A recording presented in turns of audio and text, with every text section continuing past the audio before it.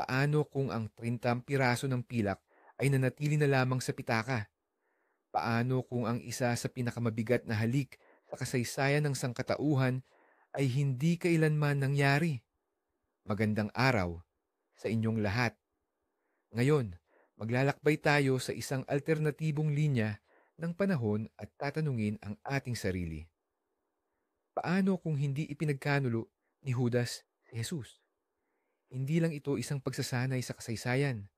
Ito ay isang pagtatangka upang maunawaan kung paano ang isang desisyon ay makakapagpabago sa mundo ng lubusan. Humanda kayo dahil ang magiging wakas ng kwentong ito ay maaaring tunay na gugulantang sa inyo. Para magsimula, sariwain muna natin ang mga nangyari. Jerusalem, pista ng Paskua. Damang-dama ang tensyon. Nangangamba ang mga autoridad ng Roma sa posibleng pag-aalsa. Nakikita ng mga saserdote ng mga Hudyo si Jesus bilang banta sa kanilang autoridad. Alam ni Jesus na nalalapit na ang kanyang pagtatapos. At sa gitna ng lahat ng ito, si Judas Iscariote, isa sa 12 pinakamalapit na disipulo na pumayag na ipagkanulo ang kanyang guro sa mga autoridad. Ito ang simula ng ating kwento. Ngayon, baguhin natin ito. Ngayon, ilarawan ninyo sa inyong isipan ang tagpong ito. Sa isang silid na balot ng dilim, doon nagaganap ang huling hapunan. Nasa paligid ng hapag ang mga alagad at ang hangin ay halos pumipintig sa tindi ng tensyon.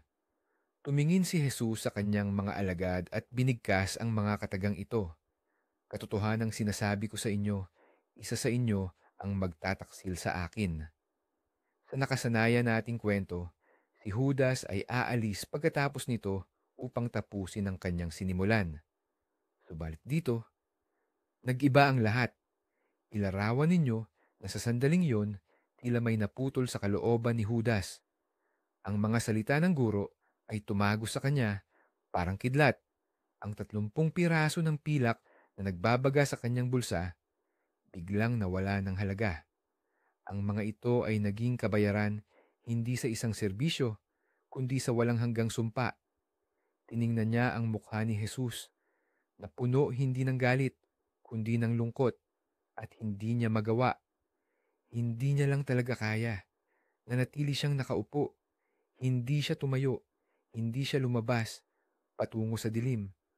Uupo lang siya roon, pinaparalisa ng takot sa kung ano ang muntik niyang nagawa. At mula sa sandaling iyon, ang buong kasaysayan ng sangkatauhan ay bumaling sa isang lubos na magkaibang landas. Ano ang sumunod na nangyari? Ang gabi sa hardin ng Getsemani. Naganap ang lahat ayon sa nakasanayan nating senaryo. Si Jesus ay nanalangin sa matinding dalamhati, habang ang kanyang mga alagad ay nakikipagbuno sa antok, ngunit nagapi sa laban. Alam niya na darating sila para siya ay dakpin. Naghihintay siya.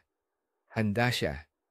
Nakikita niya ang bawat anino sa pagitan ng mga punong olibo at inaasahang lalabas mula rito ang mga sundalo na may dalang sulo anumang oras. Ngunit ang mga anino ay nanatiling anino lamang. Ang mga minuto ay naging oras. Walang sino mang dumating. Ang mga gwardiya ng templo at mga sundalong Romano na nakatakdang magsagawa ng tahimik na pag-aresto sa dilim ng gabi ay hindi nakakuha ng kanilang gabay. Hindi dumating si Judas. Dahil dito, ang tanyag na halik na magsisilbing tanda kay Jesus sa dilim ay hindi naganap. Burado ito sa kasaysayan.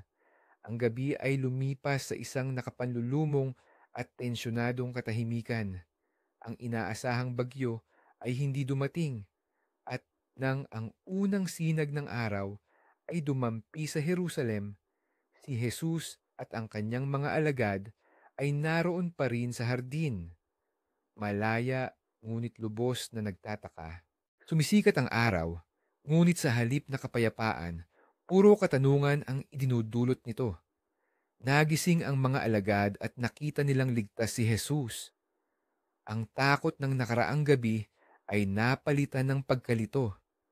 Si Pedro, Nakahapon lang ay handang sumugod sa labanan bitbit ang espada ay nagtatakang nakatitig sa kanyang guro. Malaya sila. Ngunit ano ang ibig sabihin nito?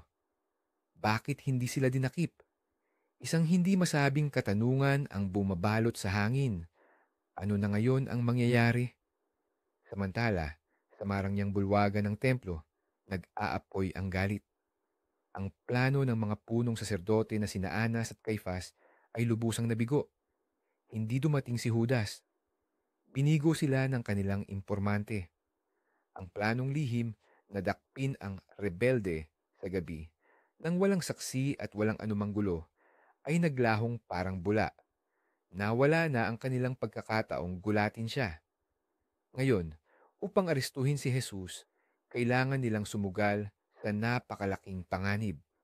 Ang susunod nilang hakbang ay kailangan nilang gawin sa harap ng buong Jerusalem na dinudumog ng mga manlalakbay. Kaya ang mga punong saserdote ay nasa isang malaking suliranin. Ang pag-aresto kay Jesus sa araw ay parang pagbubuhos ng gasolina sa apoy sa isang lugar na handa ng sumabog.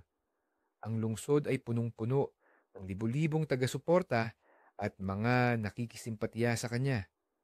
Anumang pagtatangka ng hayagang paghuli, lalo na sa panahon ng banal na Paskwa, ay maaaring tingnan bilang direktang pag-insulto at magpaliyab ng malawakang kaguluhan. Ang dami ng taong kahapon lamang ay sumisigaw ng Hosana ay madali lang mag-iba ng isip at bumalik sa pagtatanggol sa kanya.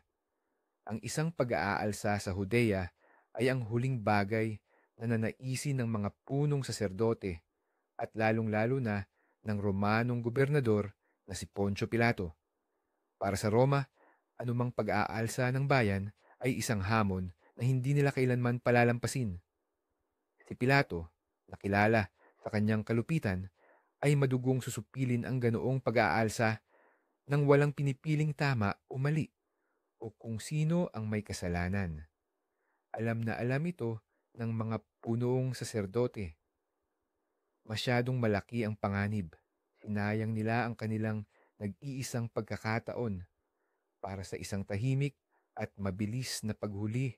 Naiintindihan din ni na Jesus at ng kanyang mga alagad na hindi pa tapos ang panganib. Nagbago lang ito ng anyo.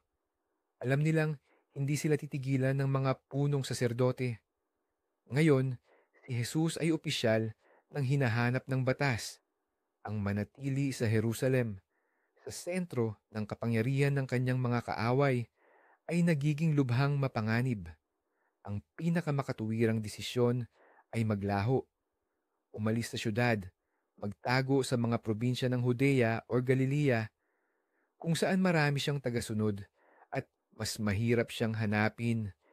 Hindi tumitigil ang kanyang pagmiministeryo, ngunit malaki ang pagbabago sa paraan nito.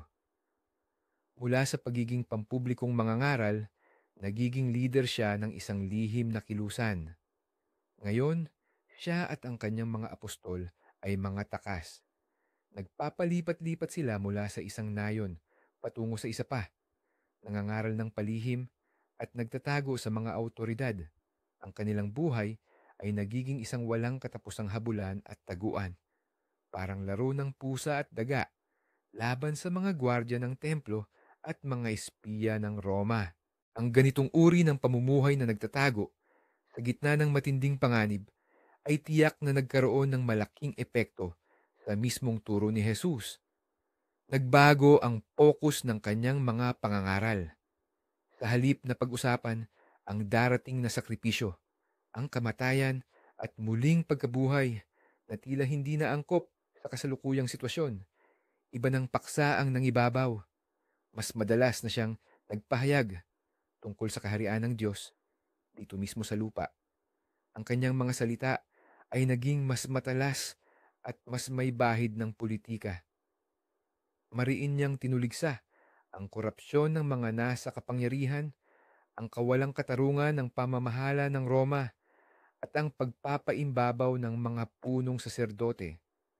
Ang kanyang turo tungkol sa pag-ibig at habag ay nanatili, Ngunit nagkaroon ito ng matinding panlipunang implikasyon. Ito ay naging mensahe ng pag-asa para sa mga inaapi at isang direktang hamon sa mga may kapangyarihan. Ang ideya na ibigay kay Caesar ang sa kanya ay maaaring narinig na ngayon sa ibang paraan, puno ng pangungutya at pagsuway. Habang tumatagal ang pagtatago ni Jesus mula sa mga autoridad, lalong lumalakas ang kanyang alamat. Hindi na lang siya isang propeta, kundi isang tunay na bayani ng bayan. Isang tao na humamon sa mismong Sanhedrin at sa makapangyarihang Roma at nanatiling malaya. Bawat nayon na kanyang lihim na pinagtaguan ay nagiging sentro ng pagtutol. Siya'y ginagawa ng awit at ang kanyang mga kwento ay nagpasalin-salin, pinapaganda at dinaragdagan ng di kapanipaniwalang detalye. Ang kanyang kasikatan ay napakabilis na kumalat para sa libu-libong karaniwang Hudyo na nangangarap ng kalayaan mula sa pananakop ng Roma. Siya ang naging buhay na simbolo ng pag-asa. Hindi na lang siya isang mesyas sa espiritual na kahulugan, kundi isang potensyal na mesyas pinuno na, ayon sa paniniwala ng marami, ay makapagpapasimula ng pag-aalsa at magbabalik ng dating kaluwalhatian ng Israel. Ang kanyang figura ay binalutan ng mga alamat at naging bandila para sa lahat ng naghihimagsik. Ang ganitong takbo ng mga pangyayari ay hindi na nakaligtas sa pansin ng mga Romano. Para kay Poncio Pilato at sa Romanong pamahalaan, si Jesus ay hindi na lamang isang pinunong panrelihiyon na hindi lubos na maintindihan. Sa halip, naging isa na siyang direktang banta sa politika. Ibang usapan ang mga pagtatalo tungkol sa batas ni Moises at mga ritual sa templo. Ito ay mga panloob na usapin lamang ng mga Hudyo. Ngunit sadyang kakaiba na kung may isang tao na ang pangalan ay nagiging sagisag ng pagsuway sa Roma. Isang tao na pinagtitipunan ng napakaraming tao at umiiwas sa lehitimong pamahalaan. Para sa imperyo, simple lang ang tawag dito, pag-uudyok ng pagre-rebelde. At sa mga ganoong bagay, iisa lang ang tugon ng Roma, mahigpit at walang awa. Ang problema kay Jesus ay hindi nasakit sa ulo ng mga punong saserdote. Ngayon, mismong si Emperador Tiberius na ang binabagabag nito at kailangan itong harapin hindi na ng mga gwardiya ng templo, kundi ng mga lehiyon ng Roma. Ang pagtugis kay Jesus ay umakyat na sa panibagong antas. Hindi na ito isang lihim na operasyon, kundi isang malawakang kampanyang militar. Ibinuhos ng Roma ang kanilang pinakamahuhusay na puwersa sa paghahanap sa kanya. Sa buong Judea at Galilee, naghahalughog ang mga pangkat ng ledyonaryo, sinusuyod ang mga nayon at tinatanong ang mga lokal na residente. Malaking pabuya ang iniaalok para sa impormasyon tungkol sa kinaroroonan ni Jesus at ng kanyang mga alagad. Ang tensyon sa buong bansa ay umiinit na ng husto. Sinumang magkakanlong sa mga takas ay hindi lang kalayaan ang nakataya, kundi pati na rin ang buhay ng buo niyang pamilya. Gagamitin ng mga Romano ang kanilang nakasanayang taktika. Paglatigo sa publiko, pag-aresto sa mga bihag, at marahil pagsunog pa nga sa ilang nayon bilang panakot. Para sa kanila, ang paghuli kay Jesus ay usapin ng dangal at seguridad ng imperyo. Sa ganitong uri ng total na pagtugis, darating ang oras na mayroong bibigay, mayroong magtataksil.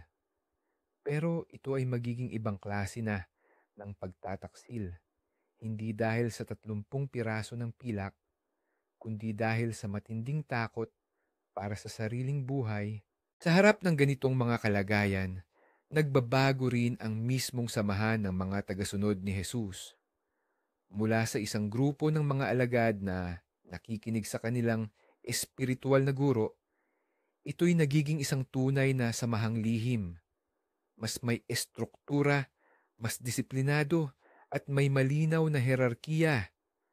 Lumilitaw ang sarili nilang mga tagapag-ugnay, mga lihim na taguan, at sistema ng pagbabala sa panganib. Ang mga alagad, tulad ng masigasig na si Pedro o ang magkakapatid na mangingisda, ay hindi na basta tagasunod. Sila'y nagiging mga pinuno sa larangan, responsablo sa kaligtasan ng guro, at sa pag-oorganisa ng mga gawain sa iba't ibang lugar. Ang kanilang pangunahing layunin ay ang makaligtas. Ang mga usaping pangrelihiyon ay napalitan ng mga usapin sa konspirasyon. Ang kanilang mga kilos ay mas kahawig ng isang kilusang gerilya o isang revolusyonaryong selula kaysa isang umuusbong na relihiyong pandaigdig. Ang mga prinsipyo ng kaharian ng Diyos ay kailangan ng ipagtanggol hindi lang sa salita, kundi maging sa gawa. Ngayon, pag-usapan natin ang isang tao na kung wala siya, ang Kristyanismo, tulad ng ating kilala ngayon, ay halos hindi natin maiisip. Si Apostol Pablo. Sa ating nakasanayang kasaysayan, si Saulo ng Tarso ay isang masugid na mang-uusig ng mga Kristiyano. Ngunit habang papunta siya sa Damasco, nagpakita sa kanya ang muling nabuhay na Kristo at ang pangitaing ito ang lubusang nagpabago sa buong buhay niya. Siya ay naging pinakadakilang misyonero na nagpalaganap ng bagong pananampalataya sa buong imperyo ng Roma. Ngunit sa ating alternatibong linya ng panahon, si Jesus ay hindi ipinako sa krus, hindi siya nabuhay muli. Sa makatuwid, walang anumang himalang pagpapakita sa daan patungong Damasco ang maaaring nangyari. Si Saulo ay nanatiling si Saulo, isang masigasig na pariseyo na tinitingnan si Jesus at ang kanyang mga tagasunod bilang mapanganib na mga manggugulo at erehe. Pareho pa rin sana ang sigasig niya sa pag-uusig sa kanilang mga lihim na samahan. Ang dakilang Apostol Pablo, ang sumulat ng malaking bahagi ng Bagong Tipan, ay hindi sana umiral, at narito na tayo sa pinakamahalagang punto, sa pinakabuod ng buong kasaysayan. Kung walang pagtataksil ni Judas, hindi sana siya nadakip. Kung walang pagdakip, hindi sana naganap ang paglilitis ni Pilato. At kung walang paglilitis, hindi sana nagkaroon ng pagpapako sa krus sa Kalbaryo. Ang pangyayaring ito, na siyang sentro ng pananampalatayang Kristiyano, ay basta na lamang buburahin sa kasaysayan. Ang pagpapakasakit ni Kristo, ang kanyang matinding pagdurusa sa krus, ang kanyang mga huling salita, lahat ng ito ay hindi sana na nangyari. At kung walang pagpapako sa krus, wala rin ang pinakamahalagang himala na siyang pundasyon ng buong Kristyanismo. Walang pagkabuhay na mag-uli. Hindi sana matatalo ni Jesus ang kamatayan dahil hindi naman siya mamamatay sa ganoong uri ng kamatayan. Maaari sana siyang mamatay sa isang engkwentro sa mga Romano o sa katandaan habang nasa pagkatapon. Ngunit ang himala na nakakumbinsi sa milyon-milyong tao sa kanyang pagkadiyos ay hindi sana naganap. At kung wala ang himalang ito, ang buong kasaysayan ay tiyak na nagpatuloy sa ibang-ibang landas. Kung walang muling pagkabuhay, hindi lang isang pangyayari ang nababago, kundi ang buong teolohiya at ang mismong pinakapuso ng ating paniniwala. Sa Kristyanismo, ang kaligtasan ng kaluluwa ay nakakamit sa pamamagitan ng pananampalataya sa sakripisyong pantubos ni Kristo. Namatay siya para sa mga kasalanan ng sangkatauhan at ang kanyang muling pagkabuhay ang nagbigay pag-asa para sa buhay na walang hanggan. Ngunit sa bagong realidad na ito, wala ng sakripisyong pantubos. Kung gayon, saan pa natin ibabase ang ating pananampalataya? Ang konsepto ng kaligtasan ay radikal na nababago. Hindi na ito nakakamit sa pamamagitan ng paniniwala sa isang himala, kundi sa pagsunod sa mga aral ni Jesus tungkol sa moralidad, ang matuwid na pamumuhay, pagtulong sa kapwa, at pagsunod sa mga utos. Ito na ang nagiging sentro. Ang pananampalataya ay nagbabago mula sa isang mistikong pahayag patungo sa isang etikal na sistema, isang uri ng gabay o hanay ng mga prinsipyo para sa isang maayos na buhay. Mas nagiging katulad na ito ng isang pilosopiya gaya ng Stoicismo o isang sangay ng Hudaismo, ngunit hindi isang pandaigdigang relihiyon na nakabatay sa direktang interbensyon ng Diyos. Pagnilayan natin ang kapangyarihan ng mga simbolo.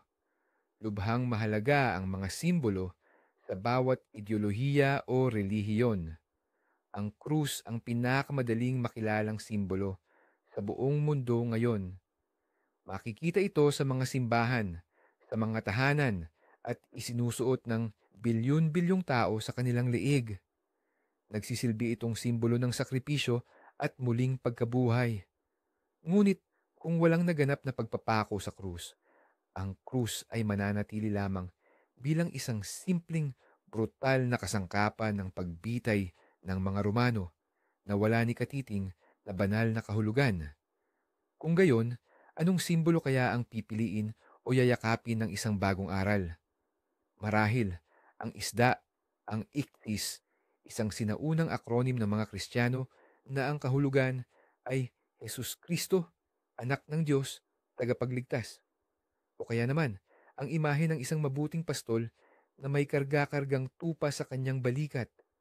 O di kaya, ang mga uhay ng trigo at bungkos ng ubas na sumisimbolo sa tinapay at alak ng huling hapunan. Sa anumang sitwasyon, ito ay magiging simbolo ng buhay at hindi ng kamatayan.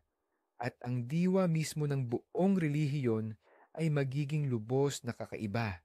Paano nga ba lalaganap sa mundo ang ganoong uri ng aral? Ang kwento ng isang Diyos na muling nabuhay, na nagtagumpay laban sa kamatayan, ay lubhang makapangyarihan at kaakit-akit sa mga tao ng imperyo ng Roma na namumuhay sa takot at kaguluhan. Ito ay isang natatanging panukala kung masasabi natin ganoon. Subalit, paano naman ang kwento ng isang matalinong guro at rebelde na nagtatago sa kung saan sa mga kabundukan ng Judea? Walang duda, ito ay isang kawili-wiling kwento. Ngunit malabong mahuli nito ang isip ng milyon-milyong tao mula Britanya hanggang Persya. Kung walang sentral at supernatural na himala, ang turo ni Jesus ay malamang nananatili lamang sa isang lokal na pangyayari.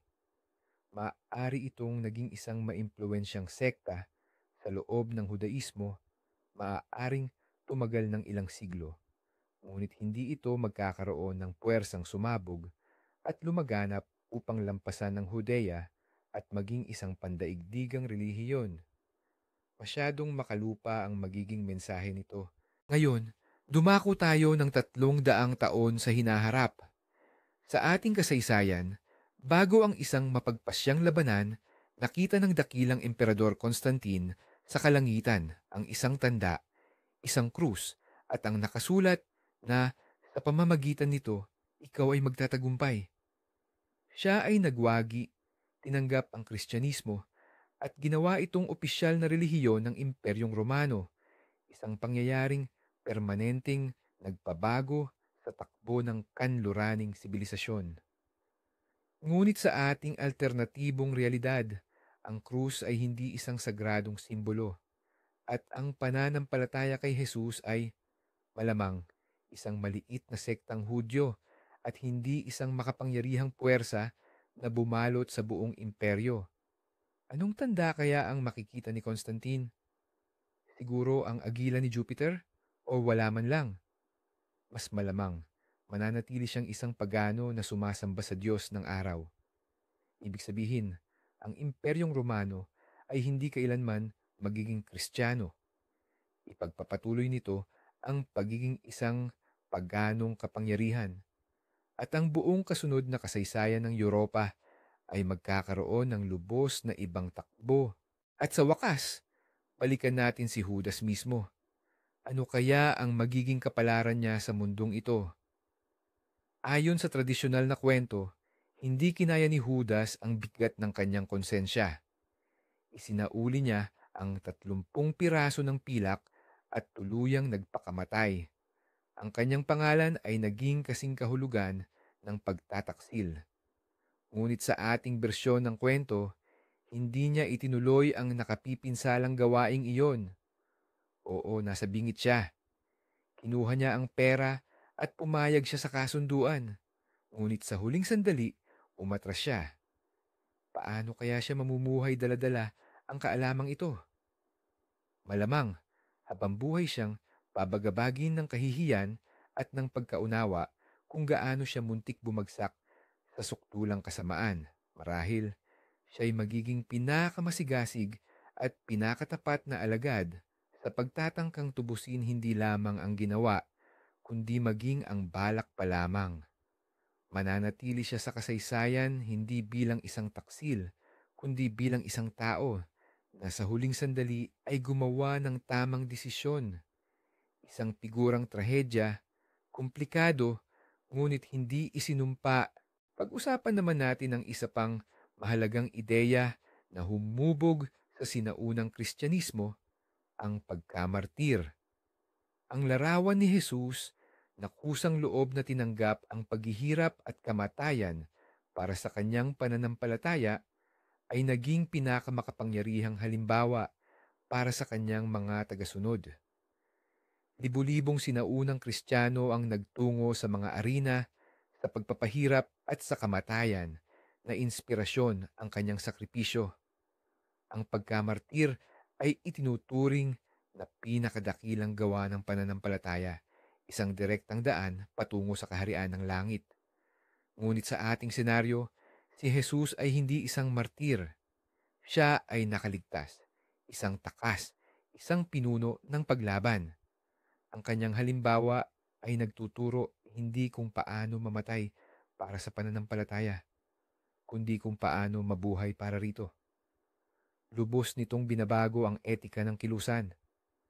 Sa halip na kahandaang magsakripisyo, nangunguna ang pag-iingat, paglilihim at kakayahang linlangin ng kaaway. Ang kulto ng mga martir na napakahalaga sa pagpapatatag ng diwa ng sinaunang simbahan ay hindi na sana umiral. Nakakainteres pag-isipan ang magiging pangmatagalang implikasyon nito sa agham at pilosopiya. Sa kasaysayan, ang ugnayan ng simbahang Kristiyano at agham ay naging, sa madaling sabi, komplikado. Madalas nagkakaroon ng hidwaan dahil ang mga siyentipikong pagtuklas ay sumasalungat sa mga doktrina na nakabatay sa literal na pagbasa ng mga sagradong teksto at paniniwala sa mga himala. Ngunit sa ating alternatibong realidad, ang pananampalataya ay hindi nakabatay sa supernatural na himala ng muling pagkabuhay, kundi sa aral ng etika. Ang ganyang relihiyon ay magiging mas flexible at bukas sa rasyonal na pag-unawa sa mundo. Marahil, hindi sana nangyari ang sikat na hidwaan kay Galileo. Ang simbahan at agham ay maaaring umunlad hindi bilang magkalaban, kundi bilang magkasosyo na nag-aaral sa mundo mula sa iba't ibang pananaw. Ang isa mula sa punto ng moralidad at ang isa naman mula sa punto ng mga batas ng pisika. Ito ay maaaring nagpabilis sa siyentipikong pag-unlad ng ilang siglo at narito na tayo sa pagtatapos ng ating paglalakbay sa isip. Sandaling subukang isipin ang mundong lilitaw kung naganap ang mga pagbabagong ito. Ang buong sibilisasyong kanluranin ay nakatayo sa isang pundasyong hinulma ng etikang Kristiyano, pilosopiya at kultura.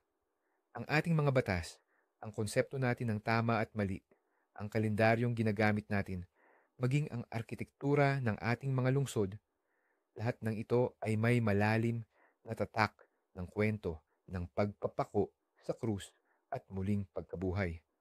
Kung aalisin ang batong ito mula sa pundasyon, guguho ang buong gusali. Magiging lubos na naiiba ang takbo ng kasaysayan ng Europa.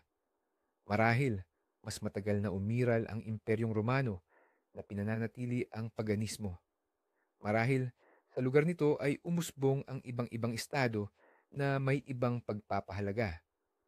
Wala sana tayong Renaissance na hango sa mga salaysay ng Biblia at wala rin sana tayong reformasyon. Mabubuhay tayo sa isang lubos na magkaibang realidad. Ang isang desisyon ng isang tao na ginawa sa malayong gabing iyon ay talagang maaaring nagpabago ng lahat. Ngayon, pagdugtong-dugtungin natin ang lahat ng piraso ng mosaikong ito. Kung walang pagtataksil ni Judas, malamang ay walang pagpapako sa krus at walang muling pagkabuhay. Kung walang muling pagkabuhay, hindi magiging ganito ang Kristyanismo na ating kinagisnan. Walang mga krusada, walang inkwisisyon, ngunit wala rin sana ang Sistine Chapel, mga gawa ni Bach, at ang malaking bahagi ng pandaigdigang kultura na umusbong mula sa pundasyong ito. Si Jesus ay maaaring manatili sa kasaysayan bilang isang dakilang guro, pilosopo, or kahit isang revolusyonaryo, ngunit hindi bilang anak ng Diyos na nagtubos sa mga kasalanan ng sangkatauhan. At dito na pumapasok ang kakaibang twist. Ayon sa teolohiyang Kristiyano, ang sakripisyo ni Kristo ay kinakailangan para sa kaligtasan ng sangkatauhan. Ito ang orihinal na banal na plano. Kaya ang pagtataksil ni Judas na itinuturing na isa sa pinakakasuklam-suklam na gawa sa kasaysayan ay mula sa pananaw na ito, lubos na mahalagang elemento ng planong iyon. Kung wala ang kasamaan na ito, hindi sana nangyari ang itinuturing ng mga mananampalataya na pinakadakilang kabutihan. Si Judas, sinasadya man niya o hindi, ay nagiging isang mahalaga, bagaman trahiko, na figura sa katuparan ng propesya. At kung sa huling sandali ay nagpakita siya ng katapatan sa paraang kakatwa, sinira niya sana ang buong plano ng kaligtasan. Ayan, ganyan pala kagulo at hindi ka panipaniwalang kwento ang mabubuo kung babaguhin lamang ang isang desisyon. Salamat sa panonood hanggang dulo. Kung nagustuhan nyo ang video na ito, huwag kalimutang mag-like at mag-subscribe sa channel para hindi mapalampas ang iba pang paglalakbay sa mga alternatibong realidad. Ngayon, may tanong ako sa inyo. Sa palagay ninyo, ang ginawa ba ni Judas ay itinakda na ng tadhana or mayroon siyang tunay na pagpipilian na makakapagpabago ng lahat? Ibahagi ang inyong mga kaisipan sa comment section. Talagang interesado akong basahin